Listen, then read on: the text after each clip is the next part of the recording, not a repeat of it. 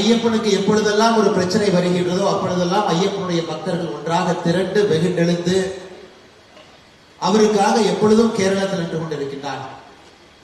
2018-19 ஐயப்ப பெருமகனுக்கு ஒரு பிரச்சனை வந்த பொழுது எப்படி கேரள மாநிலமே ஒன்றாக வெகுண்டெழுந்து நின்றார்களோ அதே போன்ற ஒரு உணர்ச்சியை, ஒரு எழுச்சியை இப்பொழுது இந்த மண்ணிலே பார்க்க முடிகிறது. இந்த பந்தல மண்ணில இன்னைக்கு இங்கே உணர்ச்சியோடு வந்திருக்கக்கூடிய ஒருவரும் கூட சனாதன தர்மம் என்கின்ற இந்த பாரம்பரியத்தை ஆண்டாண்டு காலமாக நம்மை வழிநடத்தக்கூடிய தர்மத்தை பாதுகாக்க வேண்டும் என்கின்ற ஒற்றை கருத்தில் இங்கே வந்திருக்கின்றோம். மேடையின் மீது இருக்கக்கூடிய முக்கியமானவர்கள், நம்மை வழிநடத்தக்கூடியவர்கள், தர்மத்தினுடைய துறவிகள், ஆன்மீகவாதிகள், அரசியல் கட்சியை சார்ந்தவர்கள், இந்த நிகழ்வை நடத்தி கொண்டிருப்பவர்கள் எல்லோருக்கும் வேறு வேறு பெயர் இருந்தாலும் கூட இன்னைக்கு மேடையின் மீது எல்லோரும் ஐயப்பனுடைய பக்தர்களாக அமர்ந்திருக்கின்றார்கள். என்னுடைய பெயரையும் ஐயப்ப பக்தன் என்று சொல்லி எல்லோருடைய பெயரையும் சொன்னதாக நான் கருதுகின்றேன்.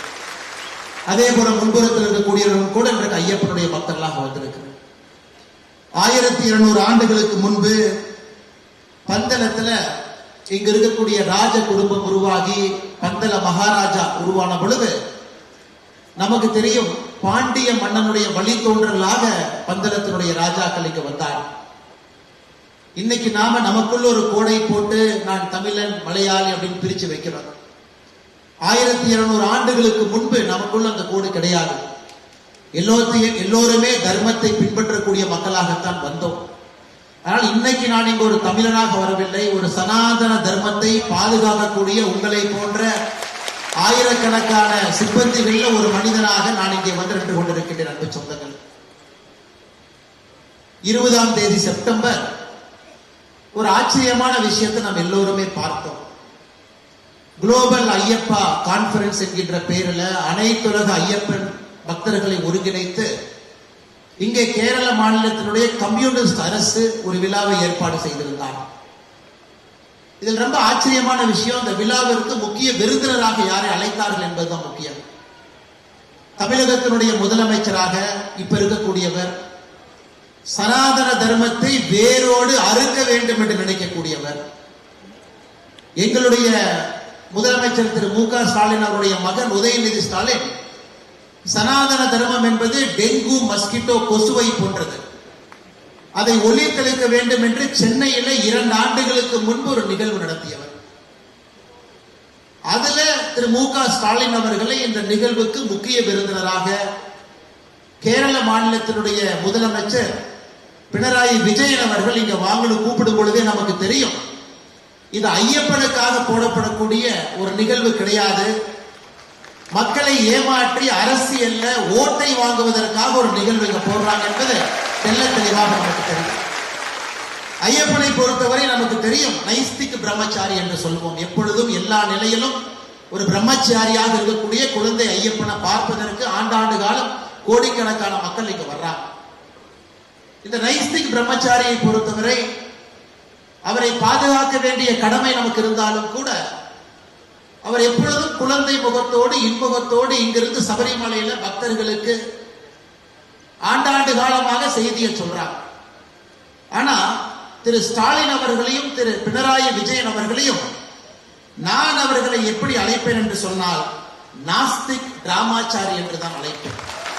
அதாவது நாத்திகத்தை விரும்பக்கூடிய, டிராமா நடத்த வேண்டும் என்று நினைக்கக்கூடிய 2 நபர்கள் இணைந்து நாஸ்திக் டிராமாச்சாரியாக இந்த நிகழ்வை நடத்தி முடித்திருக்கிறார். அது அந்த நிகழ்வை பார்க்கும் பொழுது யாரும் வரவில்லை, இருக்கைகள் எல்லாம் காலியா இருந்ததுங்க. இவர்களாகவே கஷ்டப்பட்டு ஒரு கூட்டத்தை போட்டு ஐயப்பனுக்கு நாங்கள் இருக்கின்றோம் என்று சொல்லி அதன் மூலமாக இன்னும் தங்களுடைய பெயருக்கு களங்கத்தை ஏற்படுத்திக் கொண்டிருக்கின்றார்கள் என்று சொந்தங்கள். இதில் நாம் கேட்கக்கூடிய ஒரே ஒரு கேள்வி, 2018-19 காவல்துறையை வைத்து ஐயப்ப பக்தர்களை அடித்து உதைத்து உச்ச நீதிமன்றம் ஒரு தீர்ப்பு கொடுத்த பிறகு அதை முழுமையாக இப்படித்தான் கண்டிப்போடவே கண்டிப்பாக நான் நடைமுறைப்படுத்துவேன் என்று பொங்கி எழுந்த திரு விஜயன் அவர்களுக்கு ஐயப்பனை பற்றி ஒரு மாநாடு நடத்துவதற்கு என்ன உரிமை இருக்கிறது என்பதால் அடிப்படையான ஐயப்ப பக்தர்கள் கேட்கக்கூடிய ஒரு கேள்வி. மாநாடு நடத்துவதற்கு உங்களுக்கு என்ன உரிமை இருக்கு? திராவிட முன்னேற்ற கழகம் எதற்கு மு க ஸ்டாலின் ஐயா கூப்பிட்டாங்களோ தமிழகத்துல கடந்த ஆண்டு நீங்க இந்த டிராமா நம்ப மாட்டீங்க, கடந்த ஆண்டு தமிழகத்துல குளோபல் முருகா கான்ஃபரன்ஸ் டிஎம்கே நடத்துறாங்க பழனியில். ஏன்னா பக்கத்துல ஒரு திருடன் இருக்கும் பொழுது திருடனை பார்த்து இன்னொரு திருடன் வேகமாக கற்றுக்கொள்வான், ஒரு திருடனை பார்த்து ஈஸியா கற்றுக்குவான். தமிழகத்துல சனாதன தர்மம் வேண்டாம் என்று நினைக்கக்கூடிய டிஎம்கே திராவிட முன்னேற்ற கழகம் குளோபல் முருகா கான்ஃபரன்ஸ் பழனியில போனான். இந்த கேரளத்துல கம்யூனிஸ்ட் அவர்களை பார்த்து இங்க குளோபல் ஐயப்பா கான்ஃபரன்ஸ். இருவரும் கடவுளை பற்றி பேசுவதற்கு அடிப்படையில் எந்த ஒரு தகுதியும் இல்லாதவர்கள் என்று சொன்னாங்க.